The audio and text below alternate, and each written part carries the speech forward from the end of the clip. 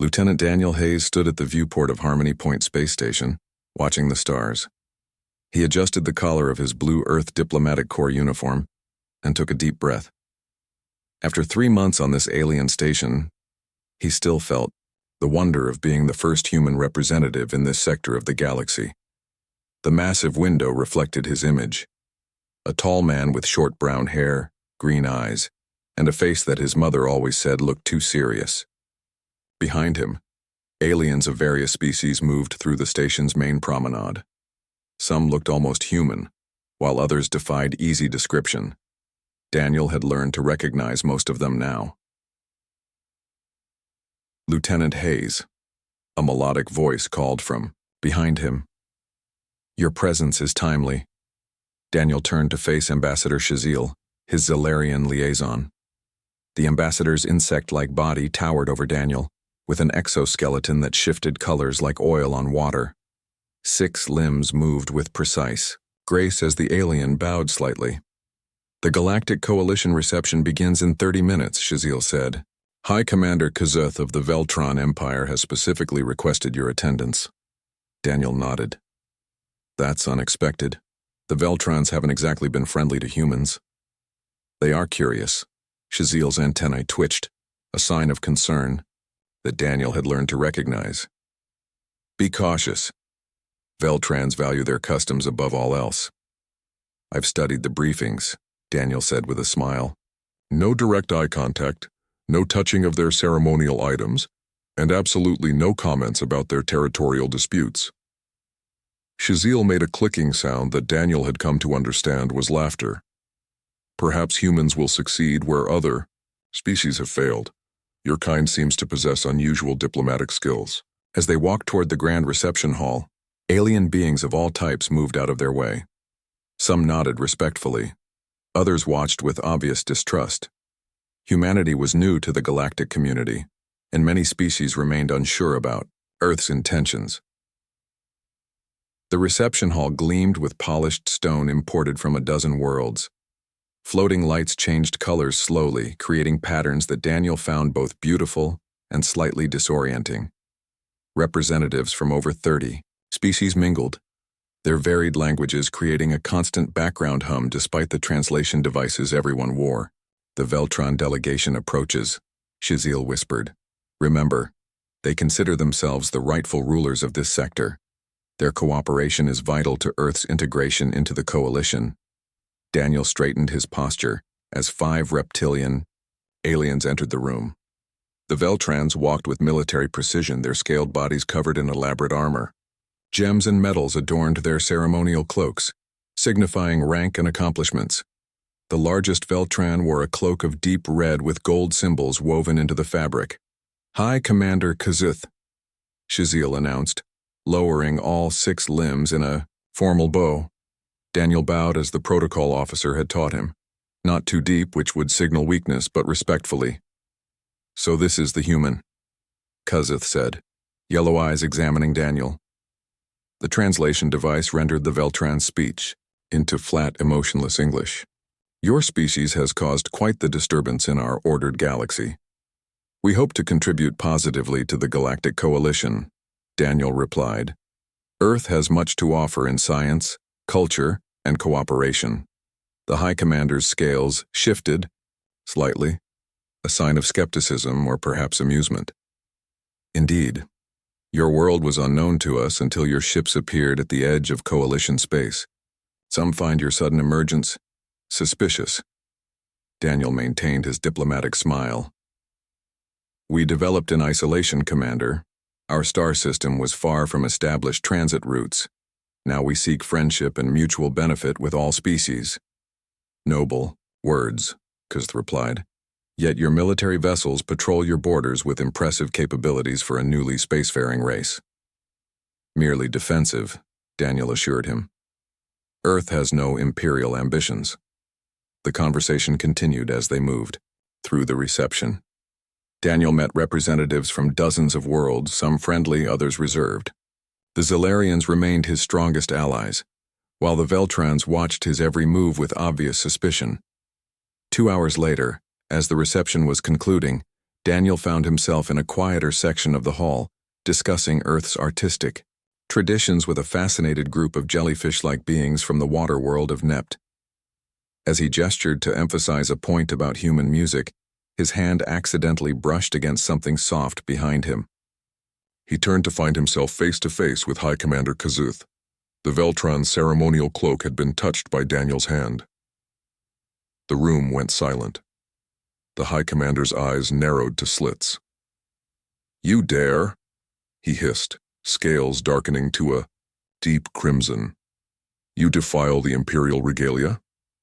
Daniel immediately recognized the severity of his mistake. "Commander, I sincerely apologize. It was completely accidental and—" "Silence." Kazuth raised a clawed hand. "The penalty for such an offense is absolute under Veltran law."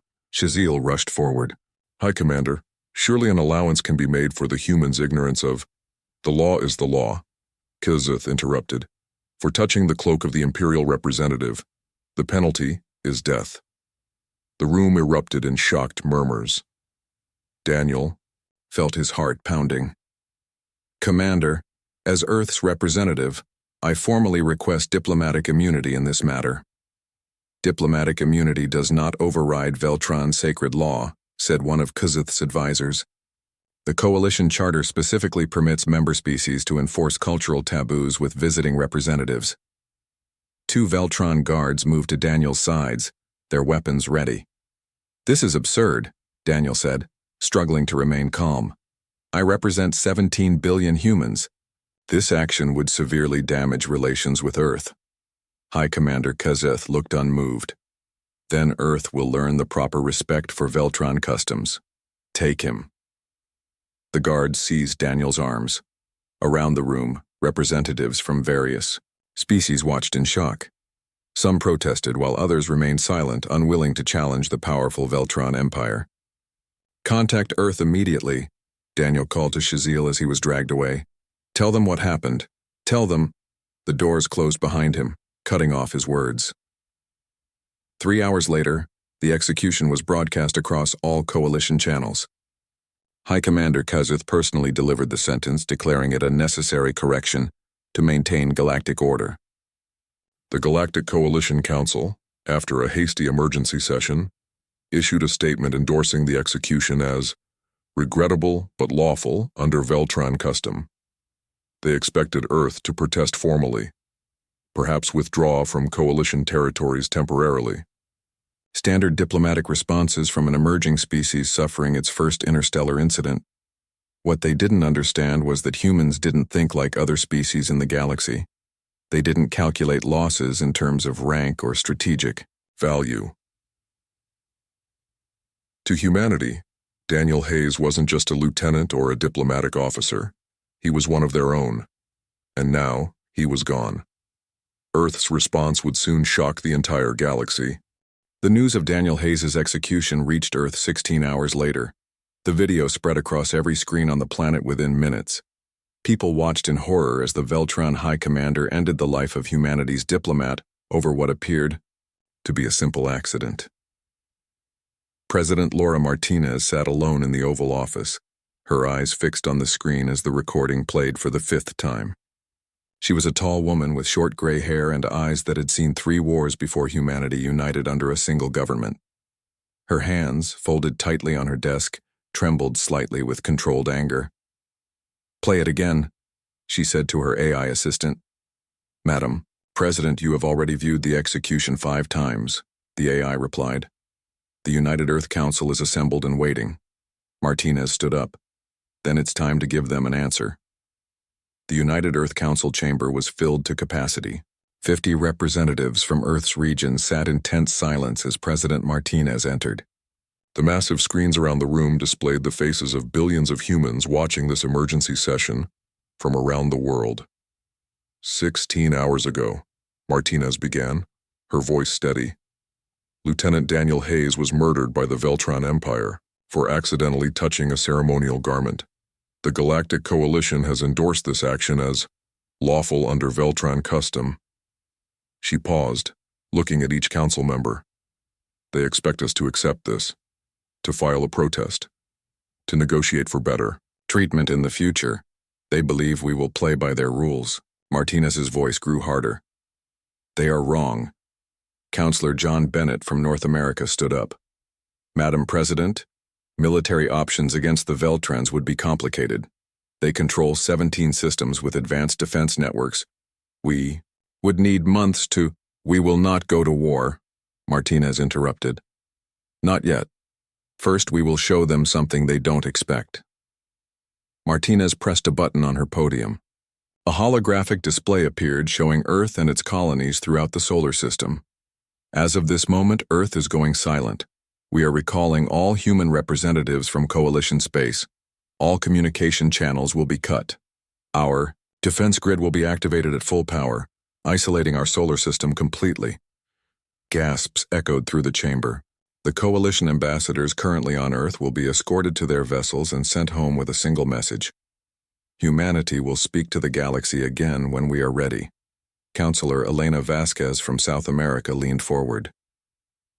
Madam President, isolation could harm our position in galactic politics. This is not isolation, Martinez replied. This is preparation. In the weeks that followed, Earth became a hive of activity behind its communications blackout. The public's anger transformed into a focused determination that surprised even Earth's leaders. Admiral Frank Okafor, head of the Earth Defense Fleet, stood before his gathered commanders in the orbital headquarters above Earth. Through the viewport, they could see the planet below, now surrounded by thousands of defense platforms that formed an impenetrable shield. Ladies and gentlemen, Okafor said, his deep voice filling the room, we are not preparing for war. We are preparing to teach. Okafor pointed to a holographic display showing the Galactic Coalition territory. The Coalition species think in terms of military strength, economic power, and hierarchical status. They killed Hayes believing we would consider it an acceptable loss of a single officer. He smiled slightly. What they don't understand is that humans don't think that way. We value each life not for its rank or utility, but for its inherent worth. We need to make them understand this fundamental difference. In another part of the world, Dr. Eleanor Wright walked through the halls of the Xenopsychology Division, headquarters in Kenya. Hundreds of researchers analyzed data about every known species in the coalition. On massive screens, they studied alien cultural practices, communication patterns, and value systems. What have we learned? Wright asked. Her lead researcher, Dr. Alan Foster. The Veltrans respect only strength and tradition, Foster replied. But they define strength narrowly, as military power and the willingness to use it. They expect us to either attack weakly and fail, or to back down completely. Wright nodded. And the other coalition species? Most are watching to see if we behave like previous emerging species, either aggressive expansion or fearful compliance. None of them understand human psychology. Then we will teach them, Wright said. Not just the Veltrans, but all of them. In the North American Technology Hub, engineer Kyle Patel worked with his team around the clock on a project labeled Mirror. The massive warehouse contained thousands of small drones being assembled by robots and human workers. The translation, "System is ready," announced Sofia Garcia, Kyle's lead programmer. It's beyond anything the coalition has. Their translators convert words, but ours translate cultural context, emotional nuance, even historical associations. Kyle nodded approvingly. And the projection systems? Tested and loaded, Sophia replied. Each drone can create a holographic display visible from 2 kilometers away. Battery life of 24 hours. Perfect, Kyle said, looking at the armada of drones. Load the content package from Dr. Wright's team. These aren't weapons, they're messengers. Meanwhile, in her small apartment in Ohio, Olivia Hayes sat before a recording device. Daniel's sister had spent days collecting photos, videos, and stories about her brother. Her eyes were red from crying, but her voice was strong. My brother Daniel was born on a rainy Tuesday, she began. Our mom said he came into the world quietly, just looking around with curious eyes. He was that way his whole life, watching, learning, trying to understand everyone around him. For 3 hours, she talked about Daniel, His childhood dreams, his college years, his love of alien cultures, his belief that humanity could find friends among the stars. When she finished, thousands of other humans began recording their own stories about Daniel. His teachers, friends, colleagues, and even strangers who had only met him briefly. Each story showed a piece of one human life, forming a complete picture of who Daniel Hayes had been. 6 weeks after the execution, as the coalition worlds wondered at Earth's continued silence, President Martinez addressed her council again. "We have shown them nothing so far," she said. "The Veltrans interpret our silence as fear. The coalition sees it as confusion. They are all wrong." She looked at the reports from Admiral Okafor, Dr. Wright, and Kyle Patel. All projects were ready. "Tomorrow," Martinez said, "we break our silence, not with weapons, but with truth. The galaxy will learn what it means to kill a human." Across Earth, people prepared for the next phase. Earth's response was about to begin, and the galaxy would never be the same again. The Galactic Coalition headquarters on Centauri Prime buzzed with nervous activity. 6 weeks of complete silence from Earth had made many species uneasy. The large, dome-shaped building housed representatives from over 200 worlds, all wondering what the humans would do next. Greltok, the Zalarian representative and one of the few who had openly opposed Daniel Hayes' execution, sat at his desk reviewing security reports. His shimmering exoskeleton reflected the light as his 6 limbs moved quickly over the control panel. Suddenly, every screen in the building flickered. The communication system chimed with an incoming message. Not one message. Thousands of simultaneous transmissions flooding every channel. "What is happening?" demanded the coalition supreme leader, a tall blue-skinned being from the Ardani species. A technician looked up from his station, confused. "Earth is broadcasting, supreme leader, but they're not sending a message to the coalition. They're sending personal messages to every individual in coalition leadership." Greltok opened the message addressed specifically to him. The face of a human woman appeared on his screen. "My name is Olivia Hayes," she said. "Daniel Hayes was my brother. I want to tell you who he was." All across coalition space, the same thing was happening. Every leader, every military commander, every influential being received a personalized message about Daniel Hayes. Not angry demands or threats, just stories. In the Veltron Empire's throne room, High Commander Kazuth watched with narrowed eyes, as his screen showed an elderly human with white hair and kind eyes. "I'm Jane Hayes," the woman said. "Daniel was my son. He learned to walk when he was 10 months old. He was always in a hurry to explore. For the next 3 hours, the entire Galactic Coalition was flooded with Daniel's life story. His childhood, drawings, his school achievements, his favorite music, his love of alien cultures, his personal journals about the joy of being selected as Earth's representative. The messages ended with the same simple statement. This was one human. We are 17 billion individuals. Each one of us is Daniel Hayes." As the transmissions ended, the Coalition's long-range sensors detected movement in Earth's solar system. The defense grid that had isolated Earth was opening in specific locations. Ships were coming through, unusual ships unlike any the Coalition had seen before. They were not warships. They had no visible weapons. Each vessel was smooth, white, and emblazoned with a simple blue Earth logo. The ships identified themselves as cultural embassies and requested permission to dock at major Coalition worlds. On Centauri Prime, the first of these ships arrived. When the docking bay opened, the Coalition security forces expected to see military officers or government officials. Instead, they were greeted by a group of humans dressed in civilian clothes: teachers, artists, historians, and scientists. Leading them was an elderly woman who walked with a cane. Her white hair was pulled back in a simple style, and though her body showed her age, her blue eyes were sharp and clear.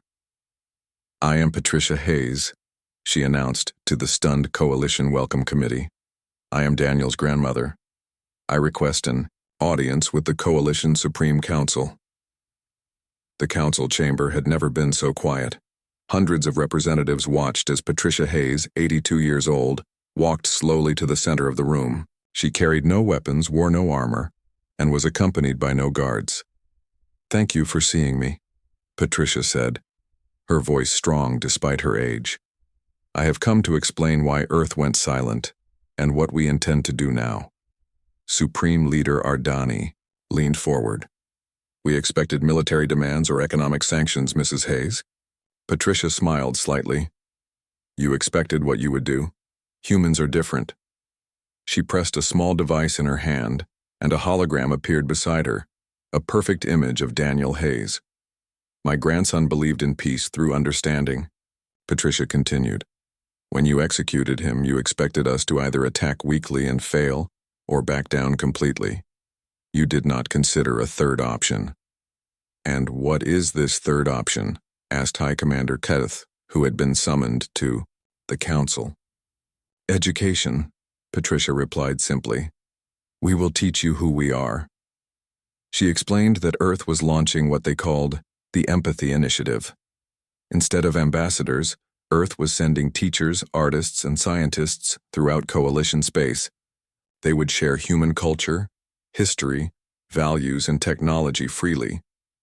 "We have also developed this," Patricia said, as one of her colleagues stepped forward with a small device. "A new translation technology far beyond what the coalition currently Uses. It doesn't just translate words, it translates meaning, context, emotion. We are offering it to all species, even the Veltrans, without cost." Murmurs spread through the council chamber. Such technology would revolutionize interspecies communication. "Why would you share such valuable technology after what happened?" asked a representative from the aquatic Meridan species. "Because the execution of my grandson showed us that the greatest danger in the galaxy isn't weapons," Patricia replied. "It's misunderstanding." As Patricia spoke, similar scenes played out across coalition space. On 20 major worlds, cultural embassies were establishing themselves. Human teachers were offering free classes in Earth history and customs. Human artists were creating collaborative works with alien counterparts. Human scientists were sharing research openly.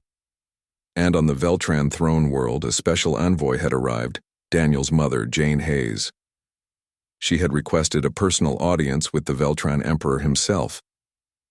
The Emperor, a massive reptilian being covered in ancient battle scars, looked down at the small human woman from his throne.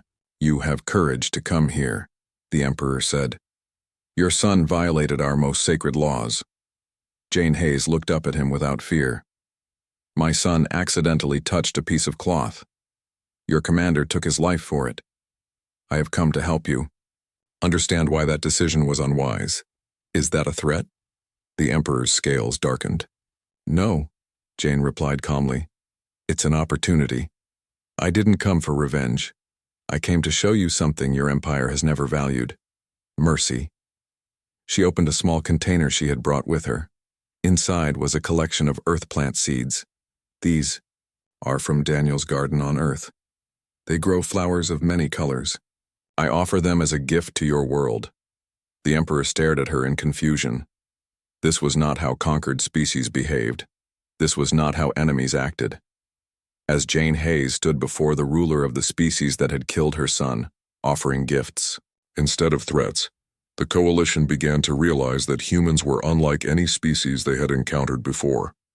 Earth's response continued to unfold, and it was only beginning. 3 months after Daniel Hayes' execution, an uneasy calm had settled across coalition space. The human cultural embassies had established themselves on major worlds, and their activities puzzled many species. Instead of building military bases or economic outposts, the humans focused on communication and education.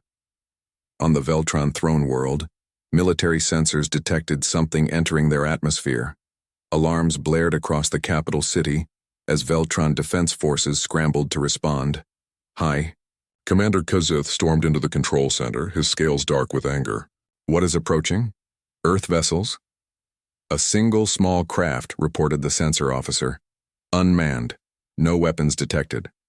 Before the Veltrans could intercept it, The Earth vessel released thousands of small objects that spread rapidly through the planet's atmosphere. The Veltrans immediately initiated defense protocols expecting poison gas or biological agents. Planetary lockdown, ordered Kazuth. All citizens to shelter. But the objects were not weapons. As they positioned themselves in the sky, each one projected a massive holographic display visible from the ground. Suddenly, the skies above every major Veltran city filled with images. The images showed Earth. Veltrans looked up to see Earth's oceans and mountains, its cities and forests. Then the images changed to show humans going about their daily lives. Children playing in parks, teachers in classrooms, doctors treating patients, farmers tending crops, artists creating works, families sharing meals. For 24 hours the displays continued, showing countless scenes of ordinary human life. The Veltrans watched, first with suspicion, then with growing curiosity. The final image showed the Hayes family gathered for dinner. They sat around a table with food and drinks. One chair remained empty. Daniel's mother Jane looked directly at the camera. "We wanted you to see what you don't understand," she said simply. Then the displays went dark. The small drones fell slowly to the ground, their power depleted. When Veltron scientists examined them, they found each drone contained a surprise. More of the seeds Jane Hayes had brought to the Emperor, with detailed instructions for growing them in Veltron soil and climate. In the coalition headquarters, Supreme Leader Ardani met with his advisors. "The humans continue to behave unpredictably," he said. 3 months have passed and they have launched no military action against the Veltrans. Greltok, the Zalarian representative, tapped his front limbs together thoughtfully. Their approach is unlike anything we have seen before. The new translation technology they provided has already changed how our species communicate.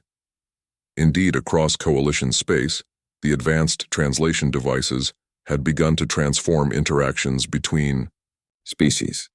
For the first time, nuances of meaning, cultural context, and emotional undertones could be accurately conveyed between different beings. Misunderstandings that had caused conflicts for centuries were being resolved. At Earth's main cultural embassy, on Centauri Prime, Admiral Frank Okafor met with a group of coalition military leaders. Unlike typical Earth military officers, he wore no medals or decorations on his simple blue uniform. "We understand your continued concerns about Earth's military capabilities," Okafor said to the gathered aliens, "so we have decided to be transparent." He activated a holographic display showing Earth's defense grid and fleet positions throughout the solar system. "This is our current defensive posture," Okafor explained. "As you can see, our weapons are significant but entirely focused on protecting our home system, not projecting power outward." A Veltran military observer leaned forward. "But your technology appears more advanced than what coalition records suggest should be possible for your species' development timeline." Okafor smiled slightly. "Humans have always been good at innovation when motivated. We developed in isolation, facing different challenges than coalition species." He changed the display to show the design of a new type of ship. "This is what we're building now. Notice what's missing." The alien military leaders studied the design, looking confused. "Weapons," Okafor stated. "These are exploration and research vessels. We're more interested in discovery than conquest." Meanwhile, on the Veltran throne world, something unexpected was happening. The seeds Jane Hayes had given to the Emperor and those delivered by the drones had been planted in a special imperial garden as a scientific study. The plants had grown with surprising speed, producing delicate flowers in shades of blue, purple, and white. Veltran botanists were amazed to discover that the pollen from these flowers contained compounds that could treat a devastating childhood disease that had plagued Veltran younglings for generations. The Emperor himself visited the garden, his imperial guard watching nervously as he examined the blooming plants. "The humans knew," said the chief botanist. "Analysis shows they designed these plants specifically for our biology. They studied our medical databases and created a cure disguised as a peace offering." The Emperor's scales shifted colors rapidly, a sign of deep emotional conflict. "They offered healing when they had every reason to seek revenge. Across coalition space, the story of the Earth flower spread quickly. Other species began requesting similar botanical gifts tailored to their worlds. The humans willingly complied, sending seeds designed to help with environmental problems, food production, or medical issues on dozens of planets. Dr. Eleanor Wright, now serving as the head of Earth's Cultural Integration Team, addressed a gathering of coalition scientists. "We want to be clear," she said. "Earth does not seek to control other worlds or impose our values. We only want to be understood correctly." A scientist from a gaseous species floated closer. "But why help the Veltrans after what they did to your diplomat?" "Because revenge would not honor Daniel Hayes," Eleanor replied. "He believed in building bridges between species. So instead of destroying, we create. Instead of punishing, we educate." On screens throughout coalition territory, a new message from Earth began to play. It showed Kyle Patel, the engineer who had designed the drone system, standing beside Patricia, Hayes, Daniel's grandmother. "The galaxy expected us to respond with violence when one human was killed," Kyle said. "That expectation reveals a fundamental misunderstanding of humanity." Patricia continued, "Humans can be fierce warriors when necessary, but our true strength lies in our connection to each other and our ability to forgive. We don't value lives based on rank or utility. Each human is precious to us, which is why we couldn't let Daniel's death pass unnoticed. But also why," Kyle added, "we chose to respond not by taking more lives, but by building understanding." The coalition was beginning to realize that humanity was unlike any species they had encountered before, and their unusual response to aggression was changing the galaxy in ways no one had anticipated. 1 year had passed since Lieutenant Daniel Hayes died on Harmony Point Space Station. The galaxy had changed in ways no one could have predicted. The Galactic Coalition gathered for a historic ceremony on Harmony Point. The station had been rebuilt as the new coalition capital, symbolizing a fresh start for interspecies relations. Representatives from over 200 worlds filled the Grand Assembly Hall, their varied forms creating a living tapestry of galactic diversity. President Laura Martinez of Earth stood on the speaking platform, her gray hair now showing more silver than before. Beside her stood the Veltron Emperor himself, something that would have seemed impossible 1 year earlier. 1 year ago, a single human life was taken on this station, Martinez began. "Today we gather not to remember that tragedy, but to celebrate what has grown from it." The Assembly Hall's walls displayed images from across coalition space. On dozens of worlds, the special Earth plants were blooming, providing medicines, food, and environmental restoration. The advanced translation technology had sparked unprecedented cooperation between formerly hostile species. Trade routes had expanded. Scientific breakthroughs were being shared openly. When Lieutenant Hayes was executed, many expected Earth to respond with military force, Martinez continued. The galaxy anticipated rage, violence, and vengeance. These expectations revealed how little the coalition understood humanity. The Veltron Emperor stepped forward. His scales now bore the blue ceremonial markings of peace rather than the red of war. When he spoke, his translator conveyed not just his words but the emotional weight behind them, something impossible before Earth's translation technology. "I must speak difficult truths," the Emperor said. "The Veltron Empire has always valued strength and tradition above all else. We saw other species as either threats to dominate or weaklings to ignore. When we killed the human Hayes, we expected Earth to either attack weakly or submit completely." He turned to face President Martinez. "Instead, they showed us something we had never valued: mercy coupled with resolve. They offered healing when they had every right to seek revenge. They showed strength through restraint rather than violence." Throughout coalition space, billions of beings watched the ceremony on their screens. On the Veltron throne world, young Veltrons gathered in community centers to witness their emperor acknowledge the changes sweeping through their society. The most significant change was visible in the front row of the assembly hall. There sat High Commander Kuzth, the very Veltron who had ordered Daniel's execution, But he no longer wore the armor of a military commander. Instead, he was dressed in the simple clothing of a medical worker. At Earth's suggestion, rather than executing Kazeth in revenge, the Veltron Empire had sentenced him to work alongside human doctors, treating the very disease their gift had helped cure. The commander who had taken a life was now dedicated to saving lives. "The galaxy is learning what humans have always known," President Martinez said. "True strength isn't measured by weapons or territory, but by our capacity for understanding, forgiveness, and growth." She gestured to a covered monument in the center of the hall. "Today, we unveil a memorial, not just to Daniel Hayes, but to what his sacrifice has created." The covering fell away to reveal a stunning sculpture. It showed Daniel Hayes in the center, surrounded by concentric circles containing names, millions of names extending outward like ripples in water. These are the names of every human who volunteered to serve as Daniel's replacement after his "Death," Martinez explained. "Over 10 million of our people stepped forward, willing to risk their lives to continue his mission of peace." Gasps spread through the assembly. The sheer number was staggering. "You thought we would respond with rage when you killed one of us," Martinez said, looking directly at the Veltron Emperor. "You expected vengeance when you took a single human life. What you didn't understand is that humans don't just fight for our survival, we fight for our values." She walked around the memorial, touching some of the names.